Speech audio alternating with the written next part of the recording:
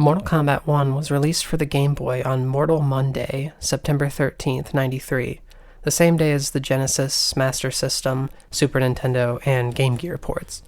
I grew up with a Sega Genesis, but never got my hands on a Mortal Kombat cart back then. Instead, my first experience with the original Mortal Kombat was on the original Game Boy. I played this game for hours on end back when I was a kid, but eventually put it down when I realized that Mortal Kombat 2 on Game Boy was way more fun. But after all these years, I feel compelled to revisit this bit-crushed port that I sunk so much time into. If you've played pretty much any other version of Mortal Kombat, you're probably aware that it's not the fastest fighting game in existence. Speed wouldn't really pick up until Mortal Kombat 3 introduced the run button. However, MK1 on Game Boy feels like playing Mortal Kombat underwater. Everything is very heavy and slow, and there's a long delay between pressing a button and seeing your attack happen on screen.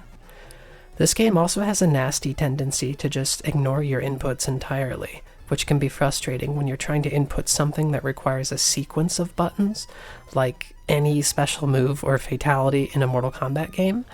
This means you'll have to relearn how to do fairly basic things, like throwing Scorpion's Spear, for example. Every move must be punched in very slowly and deliberately, so be prepared to spend a lot of time wiggling around and trying to get a move to come out. Let's take a look at the characters. Almost everyone is here, but poor Johnny Cage didn't make it in.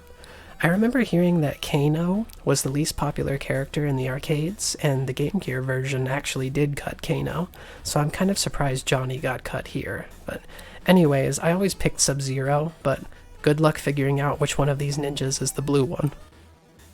Mortal Kombat is a 4-button game, but it feels fine after being trimmed down for 2 buttons on the Game Boy. B button punches, A button kicks, and both A and B is block. All the important moves are still here: foot sweep, roundhouse, uppercut, throw, even crouch kick made it in. Uppercuts are slow but still usable. Standing kicks are weirdly slow. Rapid punches were a pretty common fighting strategy in the arcade version, but you can't get them in the Game Boy version by just mashing the button.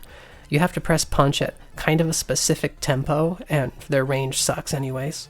Knees, foot sweeps, jump attacks, and uppercuts will be your best bet.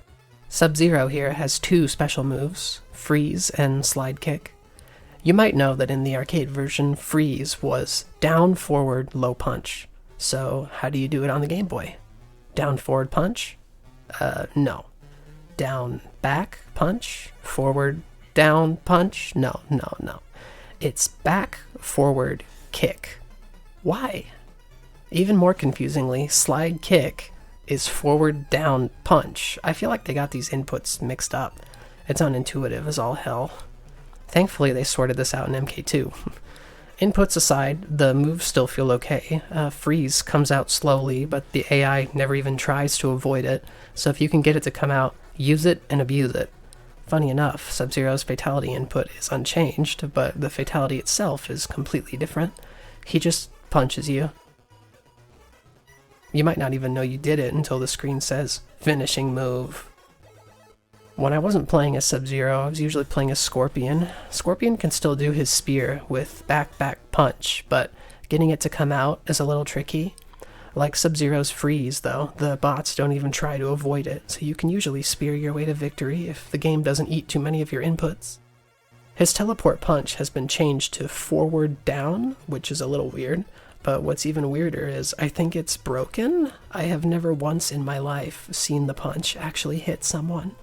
It's like they forgot to give it a hitbox, or the distance is all messed up or something. So Scorpion basically only has 1 special move, which is kind of boring.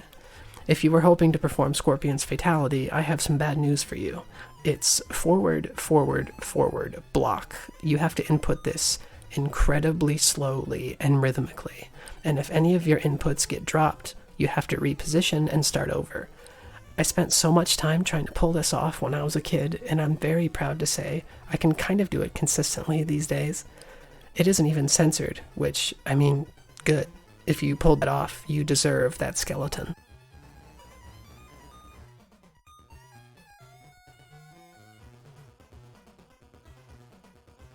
Let's look at Raiden. I was very disappointed with Raiden because his Superman dive has been nerfed significantly. It is now performed by pressing back, back, back, forward, and getting 3 backs to come out in a row is very hard. It takes forever to do and doesn't even do that much damage. His lightning throw is fine, I guess, and his teleport sort of works. Funny enough, Raiden's best move by far is his jumping punch. It has an enormous hitbox, so you can actually catch opponents on the way up with it, making it essentially an instant knockdown you can spam over and over. His fatality has been changed, and it's kind of cool. He just turns into a ball of lightning and electrocutes you a little bit. Kind of neat, and better than some of the other fatalities in the game.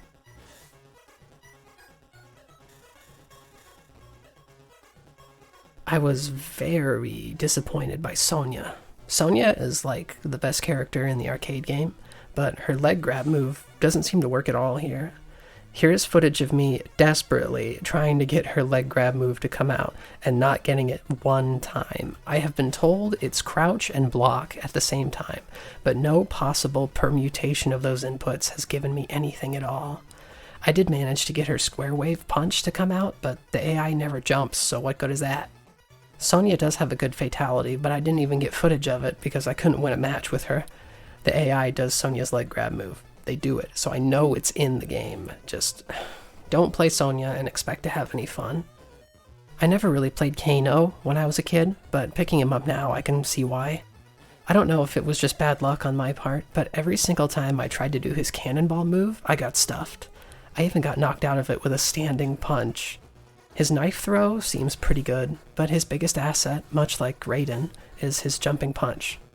What's insane is that Kano's jump punch appears to have a persistent hitbox, and you can hear that when someone blocks it, it counts as at least 3 individual hits. That's fucking wild. If doing jump punches in the corner over and over sounds like your cup of tea, then Kano is your man. His fatality isn't much better. Instead of a bloodless variant of his heart rip like the other consoles got, he just kicks you. Last but not least is Liu Kang. Weirdly, he feels a little faster and more responsive than the other characters in this game. Like his back and forth movement comes out with just a little less delay. This doesn't make him that much fun to play, though, as his fireball and his flying kick don't feel as good as they did in the arcade, and you won't really be able to pull off any jump kick, flying kick combos here.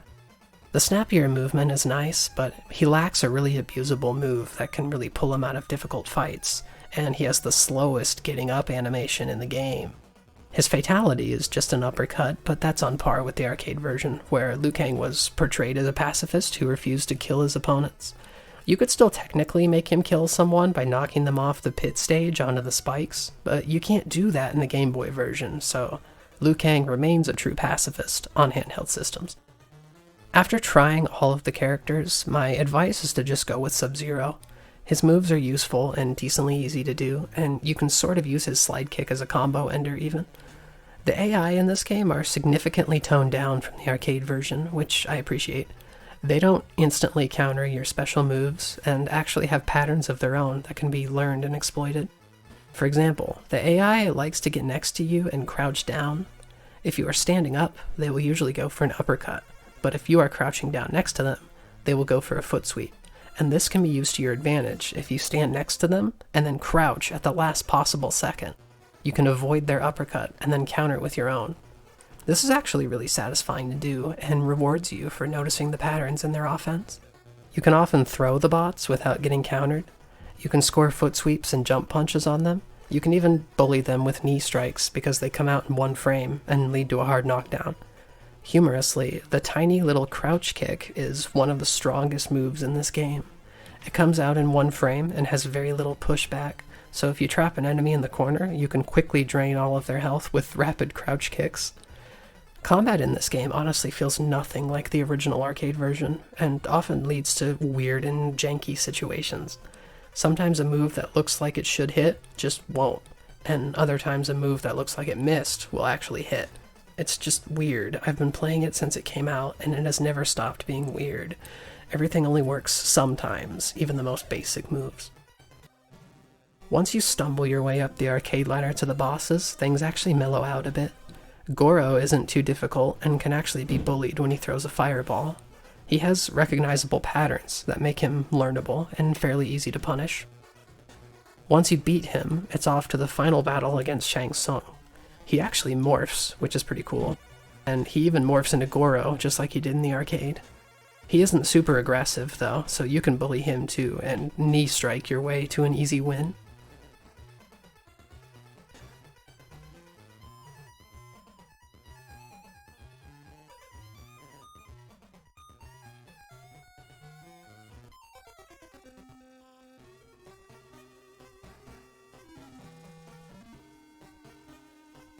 For some reason, there are no endings in this game. They're literally text, so they could have just put some text on a blank screen if they didn't want to include the extra ending pictures or whatever.